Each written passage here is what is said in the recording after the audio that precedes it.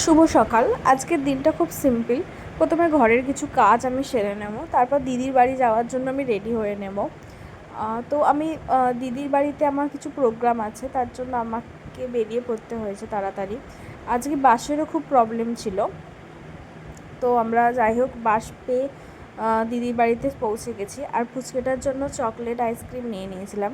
ও দেখো এখানে অপেক্ষা করছে কখন আসবে, আর ওর চোখটা কিন্তু আছে আইসক্রিমের প্যাকেটের দিকেই।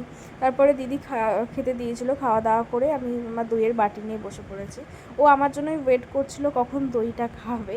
তো ও আর আমি একসাথে খুব মজা করে করে দইটা খেয়ে নিচ্ছি। এরপরে ও আমার হাত টিপে দিচ্ছিল আর আমি ঘুমিয়ে পড়েছিলাম।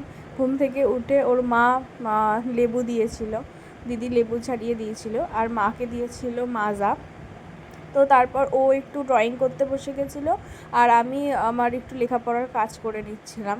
তারপরে আমাকে জামাইবাবু নিয়ে চলে গেছিলো এখন ভাইরাল সেই দোকান, সজলদার viral roll, big B roll, সেই দোকানে। তো ওনারা জামাইবাবুর পরিচিত ছিলেন। জামাইবাবু আমাকে ঘুরে দেখাচ্ছিল ওনাদের দুটো ব্রাঞ্চ। তারপর জামাইবাবু দুটো বিগ বি রোল অর্ডার দিলেন। চলো আমরা এখন একটা রোল খেতে থাকি। আজকের মতো এই পর্যন্তই, দেখা হচ্ছে নেক্সট ব্লগে। বাই।